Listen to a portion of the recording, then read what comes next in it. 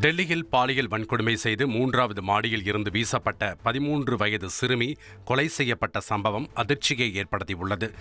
மது விஹாரில் நடந்த இந்த கோர சம்பவத்தை தொடர்ந்து சிறுமியின் தாய் உள்ளிட்ட ஏராளமானோர் போராட்டத்தில் ஈடுபட்டனர். போலீசாரிடம் புகார் அளித்தும் எந்த நடவடிக்கையும் எடுக்காமல் தங்கள் மீதே தாக்குதல் நடத்தியதாக சிறுமியின் தாயார் குற்றம் சாட்டியுள்ளார்.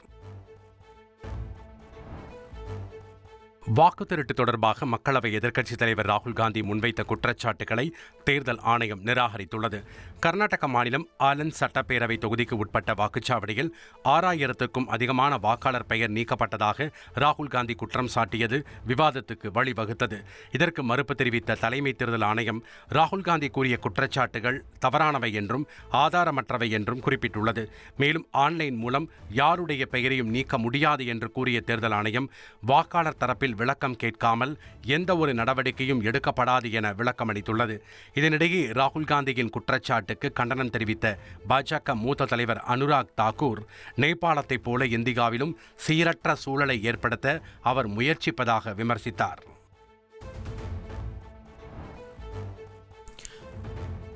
டிடிவி தினகரன் தான் முகமூடி அணிந்து அதிமுகவுக்குள் வந்ததாக அதிமுக பொதுச் செயலாளர் எடப்பாடி பழனிசாமி தெரிவித்தார். தன் மீது சில குற்றச்சாட்டுகளை டிடிவி தினகரன் கூறி வருவதாகவும் அவர் எந்த உள்நோக்கத்துடன் பேசி வருகிறார் என்பது தமக்கு புரியவில்லை என்றும் எடப்பாடி பழனிசாமி தெரிவித்தார். நாங்கள் அதிமுக கூட்டணி இல்லை, ஆனால் என்டிஏ கூட்டணி இருக்கிறோம். ஆனால் என்டிஏ எடுக்கின்ற முடிவுக்கு நாங்கள் தொடர்ந்து செல்வோம் என்று சொன்னார். என்டிஏ எடுக்கின்ற அந்த கூட்டணியில் தான் திரு டிடி அவர்கள் இடம்பெற்றிருக்காரு. அந்த கூட்டணியில் அவர்கள் எடுக்கின்ற முடிவுக்கு நாங்கள் சம்மதிப்போம் என்ற ஒரு கருத்தை உங்கள் டிவியிலையும் பத்திரிகையிலும் செய்தி வெளியிட்டார். ஆனால் அண்மையில் என்ன நினைத்தாரோ தெரியல, என் மீது சில குற்றச்சாட்டை சொல்லிட்டு இருக்காரு. நான் முகமூடி முடிஞ்சிட்டுலாம் போகல, அவர் தான் முகமூடி எரிஞ்சு அதிமுக முடிஞ்சார். இது 19/12/2011 குறிச்சிங்க. 19/12 அப்போது மாண்புமிகு புரட்சித் தலைவர் அம்மா அவர்கள் திரு டிடி தினகரன் அவர்கள் அடிப்படை உறுப்பு நீக்கப்பட்டு விட்டார். இது அம்மாவுடைய கையெழுத்து. 10 ஆண்டு காலம் கட்சியிலே கிடையாது. மாண்பு அம்மா அவர்கள் மறைந்த பிறகு, இறந்த பிறகு, அப்பொழுதுதான் அந்த இறுதிச்சடங்கு வரார். அது வரைக்கும் அம்மா அவர்கள் இருக்கின்ற வரை அவர் சென்னை பக்கமே வரல. அவர் என்னை பற்றி பேசுறார். இது தேவையில்லை. அவர் எந்த உள்நோக்கத்தோட பேசுறா எனக்கு புரியல. அமமுக பொதுச் செயலாளர் டிடிவி தினகரனை ஓரிரு நாட்களில் சந்தித்து பாஜக கூட்டணியில் இணைவது குறித்து வலியுறுத்தப் போவதாக தமிழக பாஜக முன்னாள் தலைவர் அண்ணாமலை தெரிவித்துள்ளார். மத்திய உள்துறை அமைச்சர் அமித்ஷா உறுதியளித்துள்ளபடி தமிழகத்தில் அதிமுக பொதுச் செயலாளர் எடப்பாடி பழனிசாமியை முதலமைச்சராக்க பாஜகவினர் அனைவரும் பாடுபடுவோம் என்றும் அவர் கூறினார். அமித்ஷா அவர்கள் கொடுத்திருக்கக்கூடிய வாக்குறுதி, தமிழகத்தில் என்டிஏவினுடைய முதலமைச்சர் வேட்பாளராக இன்றைய எதிர்க்கட்சித் தலைவர் திரு எடப்பாடி பழனிசாமி அவர்கள் இருப்பார்கள். அப்படிங்கும் பொழுது எங்களுடைய ஒற்றை நோக்கம் கடினமாக உழைத்து நாங்கள் கொடுத்திருக்கக்கூடிய வாக்கின் அடிப்படையில் திரு எடப்பாடி பழனிசாமி அவர்களை முதலமைச்சர் ஆக்குவதற்கு பாரதிய ஜனதா கட்சியினுடைய தொண்டர்கள் பாடுபடுவார். நானும் ஓரிரு நாட்கள் அண்ணன் டிடிவி அவர்களை நேரில் சந்திப்பதாக இருக்கின்றேன், ஒரு நட்பின் அடிப்படையில். ஆனால் அண்ணன் டிடிவி அவங்ககிட்ட மறுபடியும் நான் வலியுறுத்துவதாக இருக்கின்றேன். பாரதிய ஜனதா கட்சி கஷ்டத்தில் இருக்கும் பொழுது நம்மோடு பயணம் செய்தவர்கள் டிடிவி அவர்கள், அண்ணன் ஓபிஎஸ் அவர்கள். அந்த நட்பு எப்பொழுதும் தொடரும். திமுக மற்றும் மக்கள் நீதி மய்யம் கூட்டணி புனிதமானது என்று அக்கட்சியின் தலைவர் கமல்ஹாசன் தெரிவித்துள்ளார். சென்னை ராஜா அண்ணாமலைபுரத்தில் நடைபெற்ற மக்கள் நீதி மய்யம் தேர்தல் ஆய்வுக் கூட்டத்தில் பேசிய அவர், திமுகவில் சேர்ந்து விட்டதாக தங்கள் கட்சியின் மீது வதந்தி பரவுவதாகவும், திமுக மக்கள் நீதி மய்யத்தின் கூட்டணி என்பது அதையும் தாண்டி புனிதமானது என்றும் தெரிவித்துள்ளார். திமுக நீதி கட்சியில் இருந்து வந்ததைப் போல மக்கள் நீதி மய்ய கட்சியிலும் நீதி உள்ளது என்று கமல்ஹாசன் தன் உரையில் குறிப்பிட்டுள்ளார். இடது வலது என்று நாட்டை பிரிக்க வேண்டாம் என்று கூறியுள்ள அவர், ஆசியாவின் முதல் மையவாதத்தை மக்கள் நீதி மய்யம்தான் மேற்கொண்டுள்ளது என்றும் பெருமிதத்துடன் தெரிவித்துள்ளார். ஐகானிக் மேன் பின்பு வரும் கூட்டமாக நமது கட்சி இருந்துவிடக்கூடாது எனவும், தனக்கு பின்பு தன் கட்சியில் தலைவர்கள் உருவாக வேண்டும் என்றும், தனக்கு பின் கட்சி அழிந்துவிடக்கூடாது என்றும் கமல்ஹாசன் தெரிவித்துள்ளார். மேலும் தனது உரையில் திராவிடம் நாடு தழுவியது என்றும் அதை இந்தியாவும் புரிந்து கொள்ள வேண்டும் என்றும் அவர் குறிப்பிட்டுள்ளார்.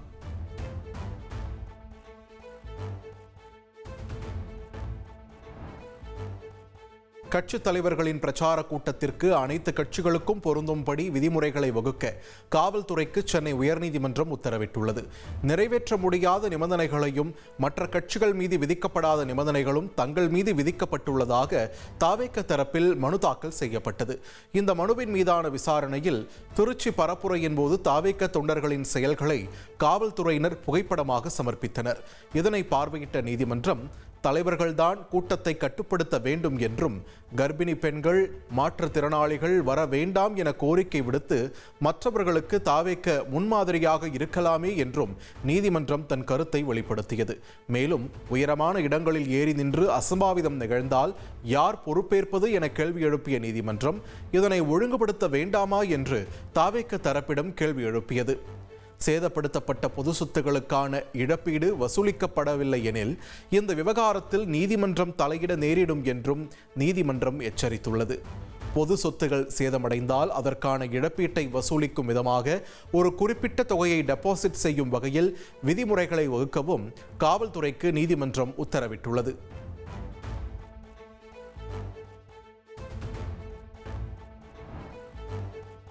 பாகிஸ்தான் மீது எந்த ஒரு நாடு தாக்குதல் நடத்தினாலும் உரிய பதிலடி கொடுக்கப்படும் என சவுதி அரேபியா தெரிவித்துள்ளது.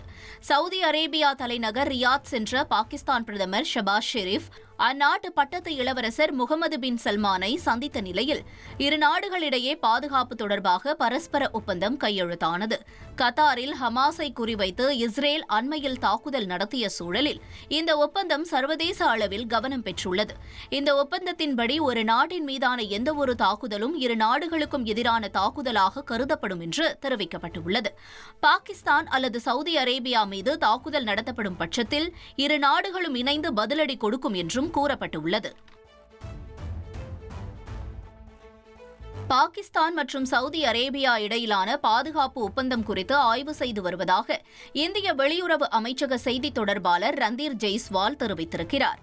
பாகிஸ்தான் சவுதி அரேபியா இடையிலான ஒப்பந்தம் நாட்டின் பாதுகாப்புக்கும் பிராந்திய மற்றும் சர்வதேச ஸ்திரத்தன்மைக்கும் பாதிப்பு ஏற்படுத்துமா என்பது குறித்து ஆய்வு செய்து வருவதாக ரந்தீர் ஜெய்ஸ்வால் குறிப்பிட்டுள்ளார்.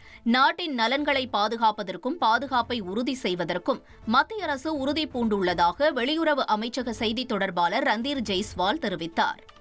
பதக்கம் வெல்வார் என மிகவும் எதிர்பார்க்கப்பட்ட இந்திய வீரர் நீரஜ் சோப்ரா உலக தடகளத்தில் விரக்தியுடன் வெளியேறினார். டோக்கியோவில் நடைபெற்ற உலக தடகள சாம்பியன்ஷிப் ஈட்டி எறிதல் இறுதிப் போட்டியில் களமிறங்கிய நீரஜ் சோப்ரா 5 முறை முயற்சி செய்தும் அதிகபட்சமாக 84.03 மீட்டர் மட்டுமே எறிந்தார். இதனால் 8வது இடம் பிடித்த நீரஜ் சோப்ரா பதக்கமின்றி விரக்தியுடன் வெளியேறினார். 2020 டோக்கியோ ஒலிம்பிக்கில் தங்கம் வென்றதில் இருந்து தொடர்ச்சியாக சர்வதேச தடகள போட்டியில் அசத்தி வந்த நீரஜ் சோப்ராவிற்கு உலக தடகளத்தில் சோகமான முடிவை கொடுத்துள்ளது. குறிப்பாக 2021 ஜூன் மாதம் முதல் ஒலிம்பிக், காமன்வெல்த், உலக தடகளம் உட்பட அனைத்து சர்வதேச ஈட்டி எறிதல் போட்டியிலும் முதல் 2 இடங்களை பிடித்து வந்த நீரஜ் சோப்ரா சுமார் 27 தொடர்களுக்கு பிறகு முதன்முறையாக டாப் 2 இடத்தை பிடிக்காமலும் பதக்கத்தையும் தவறவிட்டுள்ளார். இந்த முடிவால் நீரஜுடன் சேர்ந்து கோடிக்கணக்கான இந்திய ரசிகர்களும் ஏமாற்றமடைந்தனர். இதேபோல நடப்பு ஒலிம்பிக் சாம்பியனான பாகிஸ்தானைச் சேர்ந்த அர்ஷத் நதீம் அதிகபட்சமாக 82.75 மீட்டர் தூரம் ஈட்டி எறிந்து 10வது இடத்துடன் வெளியேறினார். கல்கி 2ஆம் பாகத்தில் நடிகை தீபிகா படுகோன் இருக்க மாட்டார் என தயாரிப்பு நிறுவனம் விஜயாந்தி மூவிஸ் அதிகாரப்பூர்வமாக அறிவித்துள்ளது. இதுபோன்ற படத்திற்கு அதிக ஈடுபாடு தேவைப்படுவதாக குறிப்பிட்டு நீண்ட ஆலோசனைக்கு பிறகு படக்குழுவும் தீபிகா படுகோனும் தனித்தனி பாதையில் செல்ல முடிவெடுக்கப்பட்டுள்ளதாக தெரிவிக்கப்பட்டுள்ளது. இயக்குனர் அஸ்வின் நாக் இயக்கத்தில் நடிகர்கள் பிரபாஸ், கமல்ஹாசன், தீபிகா படுகோன், அமிதாப் பச்சன் உள்ளிட்டோர் நடிப்பில் வெளியான கல்கி முதல் பாகம் 1000 கோடி ரூபாய்க்கு மேல் வசூலித்திருந்தது குறிப்பிடத்தக்கது. இந்திய அணியை எதிர்கொள்ள தயார் என பாகிஸ்தான் கிரிக்கெட் அணியின் கேப்டன் சல்மான் தெரிவித்துள்ளார். புதனன்று ஐக்கிய அரபு அமீரக அணியுடனான போட்டியில் வெற்றி பெற்றதன் மூலம் சூப்பர் 4 சுற்றுக்கு பாகிஸ்தான் அணி தகுதி பெற்றுள்ளது. இந்த சுற்றில் வருகின்ற 21ஆம் தேதி நடைபெறும் போட்டியில் பாகிஸ்தான் அணி இந்திய அணியை எதிர்கொள்ள உள்ளது. இந்த நிலையில் தாங்கள் எந்த சவாலையும் எதிர்கொள்ள தயாராக இருப்பதாக பேட்டியளித்துள்ள Pakistan captain Salman middle order வரிசையில் தங்கள் அணியினர் கவனம் செலுத்த வேண்டியிருப்பதாக தெரிவித்துள்ளார்.